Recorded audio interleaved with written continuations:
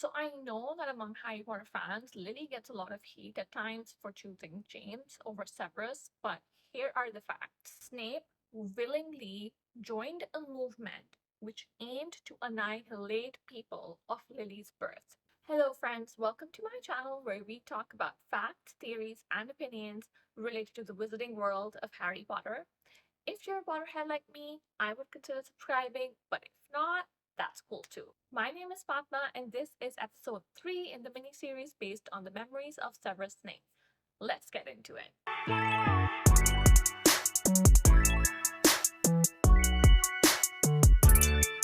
Today, we take a closer look at the disintegration of the once promising friendship between Severus Snape and Lily Evans. We left off last time when Snape and Lily got sorted into Slytherin and Gryffindor. These next 3 memories jump forward a few years, and these are the last memories of their time at Hogwarts. In the next memory we see, the two of them are having an argument about the kind of people that Snape is choosing to hang out with, which Lily is just not okay with. She is very concerned that Snape is involved with people who are practicing dark magic on fellow students, and Snape does not deny this. In fact, he just brushes it off as a joke. He kind of tries to deflect by bringing up Harry's father, James, and his friends. One of James's friends in particular, in fact, Remus Lupin, while he was at Hogwarts, would disappear every month on the full moon.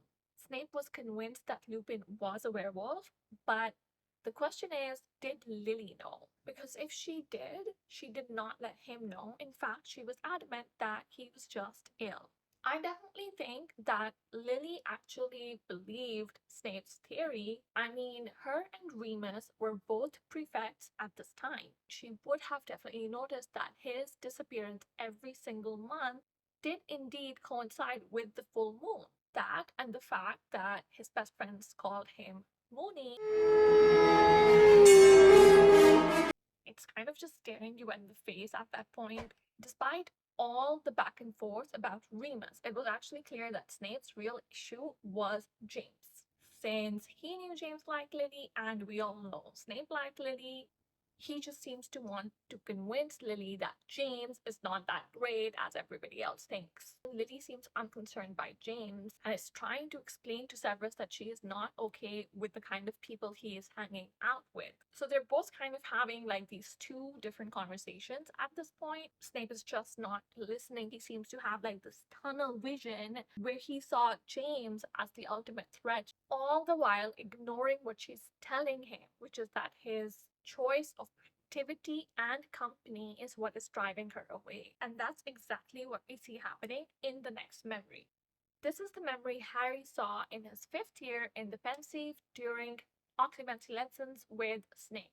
The chapter in the book was titled Snape's Worst Memory. In this memory, Harry's parents and Snape are giving their OWL finals before heading outside to the grounds, where James and Sirius decide to bully Snape, who seems to be minding his own business. It's nasty and gross, and we kind of see the worst side of James Potter in this memory, where it's kind of like two people against one. They have absolutely no remorse about what they're doing to somebody else. This is a very public humiliation, and there's a huge crowd gathering around. Now, as mentioned in the very previous memory, there is a group of future Death Eaters that Snape is actually friends with, but none of these people come forward to defend him against James and Sirius. In fact, it's Lily who shows up, worn out, telling James to stop or she will make him. When James finally relents, Snape turns around and says this line: "I don't need help from filthy little mudbloods like her." What? I have read this chapter so many times, and to this day, I just don't have words for my frustration with Snape at this point. When this memory was first revealed in book 5, we didn't yet have the context of Snape and Lily's friendship. So it seemed that this was Snape's worst memory because of the very public humiliation. But with the full perspective, it's his worst memory because he lost his best friend, the love of his life, due to his own actions that day.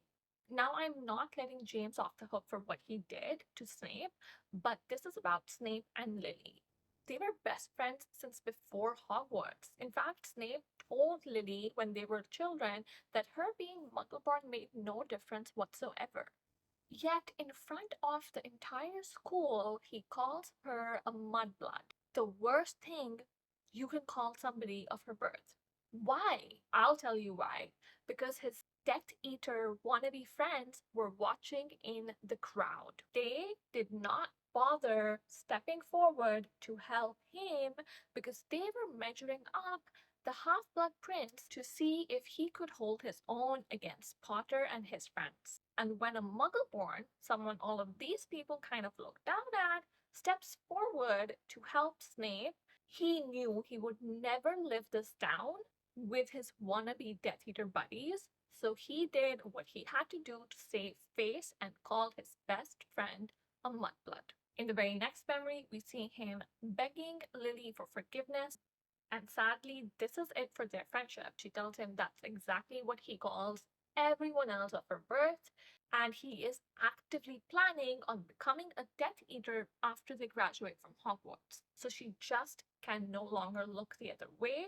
Their friendship is over. So I know that among Harry Potter fans, Lily gets a lot of heat at times for choosing James over Severus, but here are the facts. Snape willingly joined a movement which aimed to annihilate people of Lily's birth. And at that time he did this, he just could not comprehend what was wrong with his choice. Nothing in these memories that Snape showed Harry proves that James got between Snape and Lily. It was classic self-sabotage from Snape's own questioning decisions. And as much as I love the character arc of Severus Snape, he brought this upon himself by the choices that he made. Of course, we know that he more than makes up for it, and in next week's episode, we will dissect the ultimate turnaround along with the events that led up to it. So stay tuned for that if you're interested in hearing my take on that. Thank you so much for watching this video until the very end. I would love to hear your thoughts in the comment section down below. Please don't forget to like, share, and subscribe. See you next time. Bye for now.